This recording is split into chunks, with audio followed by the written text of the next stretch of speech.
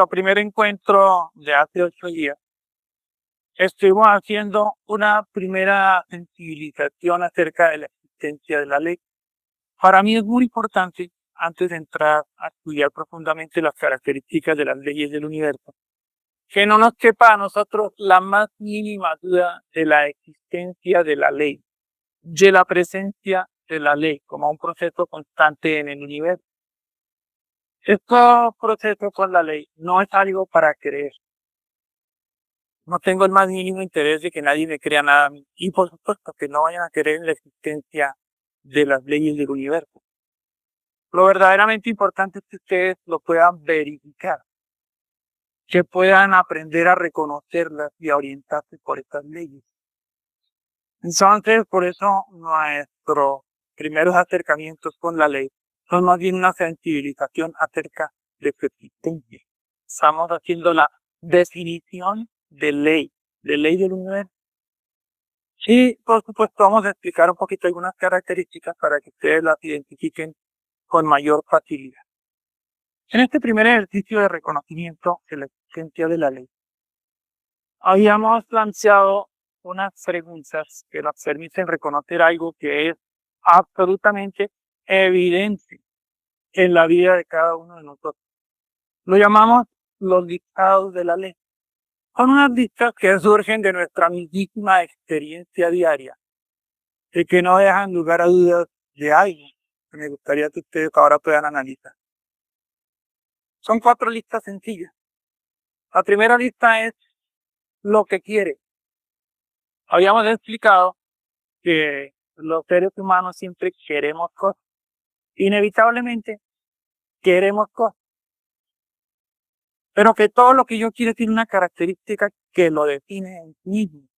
Quiero exactamente lo que no tengo, no quiero. Porque lo que tengo no es lo que quiero, porque lo que tengo ya es algo que está allí, independientemente de si me gusta, de si no me gusta, de si lo valoro o no lo valoro. Como eso ya está presente, no es lo que quiero. Necesariamente queremos algo que no tenemos. Los quiero pueden ser de muchas características. Pueden ser de características económicas, pueden ser de características físicas. Me gustaría ser más alto, más bajito, más rubio, más moreno. Me gustaría tener un cuerpo diferente, la nariz distinta. Son quieros que no se están dando. Otro tipo de quiero. Me gustaría tener relaciones de tal o cual tipo y precisamente no se están dando. Me gustaría tener una economía diferente. Me gustaría vivir en otro lugar. Quisiera que las cosas en el mundo funcionaran de otra manera. Quisiera que mis hijos, o mis parientes, o mis padres, o mis hermanos tuvieran otros comportamientos. En general, los listados de los quiero son bastante grandes.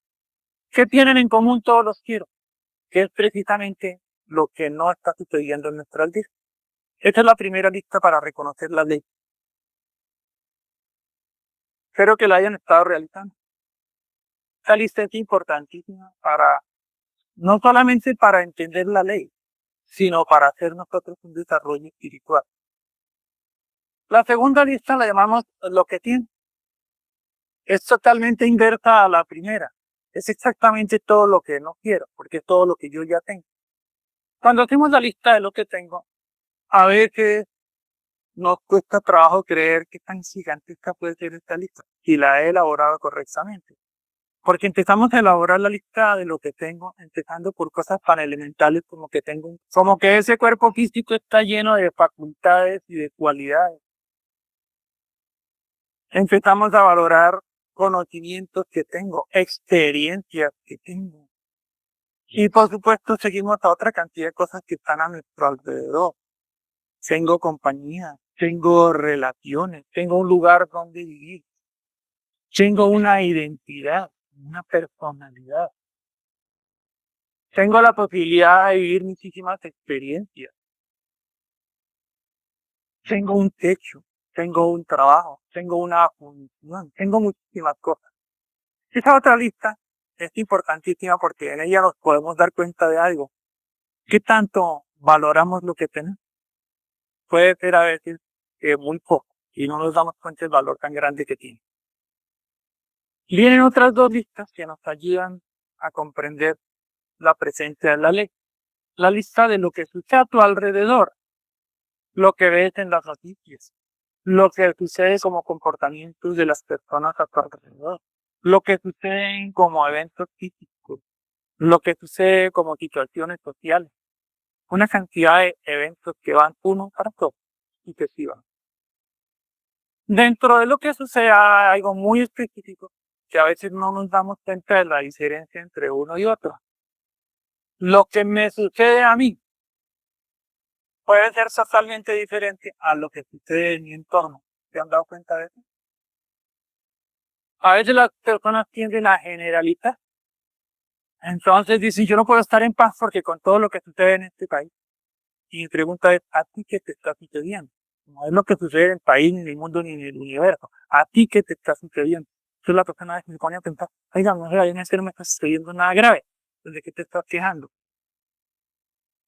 Entonces ahí vuelven otra vez nuestras situaciones mentales de que realmente yo me estoy quejando porque quiero que las cosas funcionen de una manera como a mí me parece. Ustedes completen estas 4 listas. No tiene que ser ahora. Tomen nota de las 4 listas. Porque en estas listas hay algo evidente. Y es la presencia de la ley. ¿Por qué razón no puede una persona conseguir lo que quiere? Porque a veces lucha y lucha para conseguir algo. Y no lo quiere. O sea, ¿eso será casualidad? ¿Eso será buena suerte? ¿Eso será mala suerte? ¿Qué será eso? ¿O será otra cosa? ¿Usted qué cree? Algunas personas consiguen cosas aparentemente fáciles. Otras luchan mucho y nunca las consiguen. ¿Será que unos tienen más suerte que otros? Ustedes se creen en tipos diferentes que llamamos ley. Algunas personas tienen cantidades de cosas. A veces pensamos que les sobran cosas. Yo les aseguro que a nadie le sobra nada. Sin embargo, nosotros podríamos pensar que es de esta manera. Entonces vemos que mientras unas personas tienen menor cantidad de cosas y de pronto decimos, hombre, ¿por qué hay gente que tiene tan poquito y otros tienen tanto? Entonces surgen nuestras creencias filosóficas o humanistas. Y decimos, mientras unos tienen de todo, otros no tienen nada. Bueno, es evidente que todo el mundo tiene algo. Y ese algo es exactamente lo necesario, aunque no lo reconozca. La pregunta es, ante esas diferencias en el tener, que son gigantes, ¿será esto casual? Nuevamente, ¿será esto efecto de la buena o de la mala suerte? ¿Será que realmente hay injusticia en él? ¿O será que es algo que corresponde? Y vuelve y juega otra vez nuestras preguntas. No encontramos respuesta. Suponemos que hay injusticia, suponemos que son los seres humanos. Pero entonces luego vamos a mirar nosotros el listado de todo lo que sucede en el mundo. ¿Estará sujeto a la casualidad? Lo sucede. ¿O será que responden a alguna ley? Y aún dentro de los sucesos dramáticos o no, miras la experiencia individual, la tuya. Y te das cuenta que a pesar de que suceden muchas cosas, así de pronto no te está sucediendo absolutamente nada, por lo menos no nada de lo que puedas quejarte. Y sin embargo nos quejamos. ¿Existe la buena suerte y la mala suerte? ¿Ustedes qué creen? ¿Será que existe realmente un premio o un castigo? ¿Ustedes qué creen? Si no es eso, entonces ¿qué es? Existen leyes que rigen y organizan todo lo que sucede. Leyes tan evidentes como cuando siembras una semilla y surge un árbol de unas características, pero siembras otra semilla y surge un árbol de otras características. ¿Será eso casualidad? No, es que está regido por leyes. Entonces, la presencia de la ley no es algo de lo cual podemos dudar. Lo que sí no sabemos es por qué razón, cuando podamos reconocer la ley, no sé cómo obtener algo. No sé cómo lograr que mi vida funcione de otra manera. Entonces, la respuesta es muy sencilla.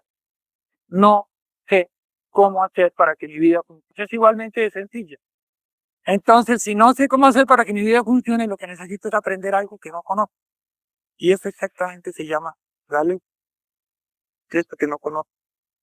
Que no sé cómo hacer para que las cosas puedan funcionar de otra manera para mí, ni siquiera para el universo, sino para mí como individuo. Si no sé cómo manejar mi vida, si no sé cómo tener resultados, si no sé cómo ser feliz, si no sé cómo tener paz en mi interior, el asunto es muy simple. Me encuentro en un estado de ignorancia, porque no sé cómo obtener resultados. ¿Ignorancia de qué cosa? Ignorancia de la ley, así de ti. Por eso es que no puedo obtener resultados. Todo, absolutamente todo está regido con ley. Yo espero que con estas listas ustedes se den cuenta que la presencia de la ley es algo real. Si no es caprichoso. No sé cómo hacer. Entonces vamos a aprender cómo se hace.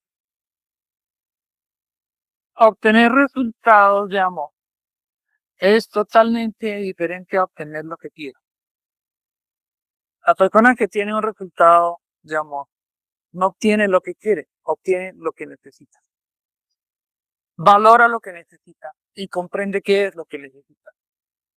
La persona que quiere tener lo que quiere, esa precisamente es la que no tiene resultado. Porque está yendo en pos de algo que no necesita y eso no se le dará. Entonces, este primer ejercicio es solamente con el propósito de reconocer que la ley es. Ahora vamos a empezar a ver ley y a sensibilizarnos con él. Los nombres con los que hemos bautizado las leyes no son nombres caprichosos. Son nombres que de alguna manera responden al principio mismo de la ley. Con excepción de la ley de amor. Amor es una palabra supremamente generalizada por el ser humano, muy mal interpretada, que con frecuencia ni siquiera sabemos el significado de amor. Pero vamos a decir que la ley de amor, o con este nombre, vamos a identificar a la ley que contiene la información total del universo. Entonces, ¿en dónde está contenida la totalidad de la información del universo? Vamos a decir que está contenida en la ley superior de todas las leyes. Y simplemente, como un acuerdo de grupo, a esa ley superior de todas las leyes, la vamos a llamar la ley de amor. Puesto que detrás de todo propósito, detrás de todo suceso, siempre está el principio. La ley superior la llamamos la ley de amor.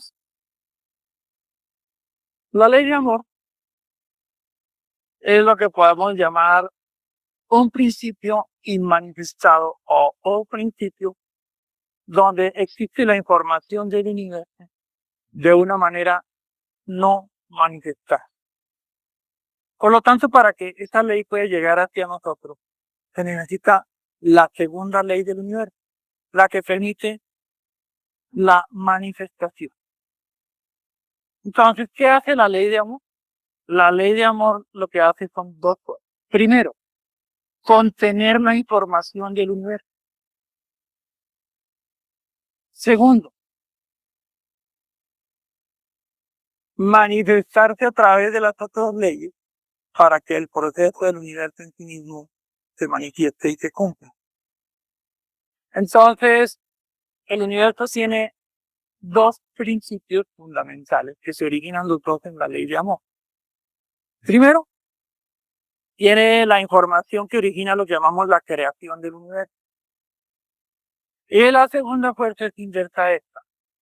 Es la que permite la comprensión de la creación del universo. Esos dos principios están en la ley de amor, pero para que se puedan cumplir se necesitan las otras leyes. La ley de manifestación es la que permite que todo pueda manifestar. Las leyes tienen una relación directa con algo que llamamos los archivos del universo, con algo que en la filosofía se llama la tríada del universo y que la religión llama el misterio de la Santísima Trinidad. Les aseguro que no es ningún misterio, es algo que puede explicarse científicamente. Para que podamos entender qué significa ley de manifestación y podamos entender qué significa ley de polaridad, vamos a explicar muy superficialmente por ahora el proceso nuevamente de la tríada del universo y su relación con las leyes. ¿Tomaron nota ya de este cuadrito? El principio que genera la creencia. Este es el primero. Y el segundo, el principio que permite la comprensión de la creación. A ese lo llamamos el principio de la evolución. La explicación que vamos a hacer ahorita va a ser desde la ley superior hacia la inferior. El estudio lo vamos a hacer al revés, de la ley inferior hacia la superior. Para que ustedes puedan comprender el término manifestado, va a ser necesario que podamos comprender primero el término inmanifestado. Vamos a estudiar un poquitico las características de las tres primeras leyes, de las leyes superiores, las leyes de la creación. Resulta que el archivo del ser es el archivo que contiene la información total y absoluta del universo. Lo llamamos también el ser absoluto. ¿Qué hay en ese archivo? En ese archivo está la información para la creación. Y está la información para la comprensión de la creación que llamamos evolución. Pero resulta que ese archivo contiene exactamente esa información que está en el archivo del ser, esa información absoluta, se llama la información de amor. Por lo tanto, la ley de amor, como ley superior del universo, corresponde a la información que existe en el archivo absoluto e inmanifestado de la esencia ser. Entonces, ¿qué es amor como ley? Amor como ley es la información para que todo cuanto existe pueda funcionar de una manera perfecta, sin la más mínima posibilidad de error, porque es la sabiduría absoluta. Y en este principio absoluto de perfección es de donde emanan las leyes del universo, siendo esta la primera ley, la ley de amor. Este principio absoluto del ser, a nivel dimensional, está en un espacio que llamamos inmanifestado, que también se conoce con el nombre de la nada.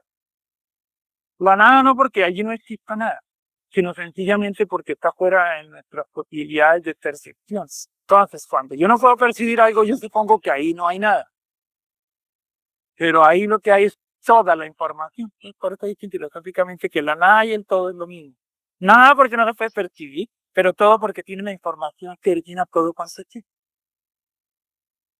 Imagínense ustedes, resulta que tenemos aquí la hélice de un avión, para poner un ejemplo de frecuencia vibratoria. Entonces, cuando la hélice está parada, tú dices, esa hélice tiene 4 aspas. Si la hélice comienza a moverse un poquito, así sea lentamente, pero a una pequeña velocidad, tú ves las aspas en movimiento, pero ya no puedes contarlas, ¿no es cierto?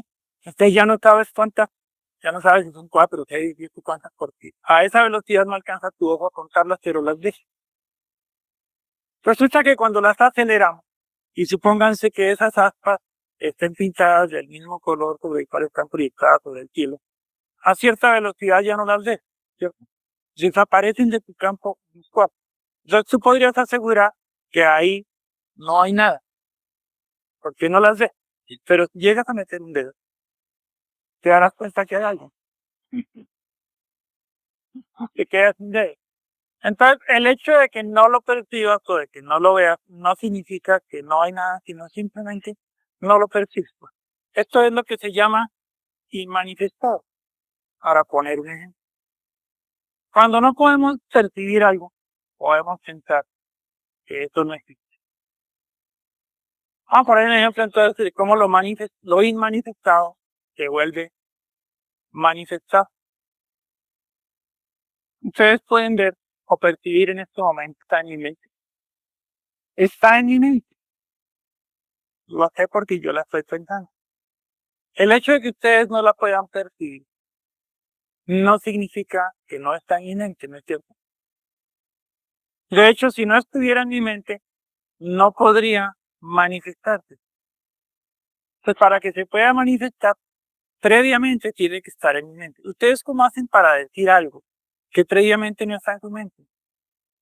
No se puede, ¿no es cierto? Para que yo pueda decir algo, previamente tiene que estar en mi mente. El hecho de que los demás no puedan ver mi pensamiento no significa que no está. Ese es un ejemplo de lo inmanifestar.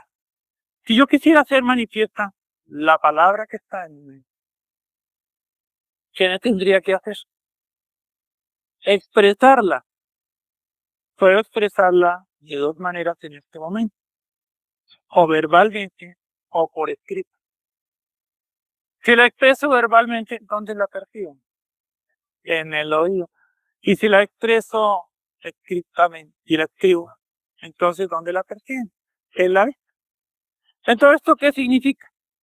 Que a menos que haya otras leyes que permitan percibir desde un espacio de percepción, lo inmanifestado sigue inmanifestado. No significa que no existe.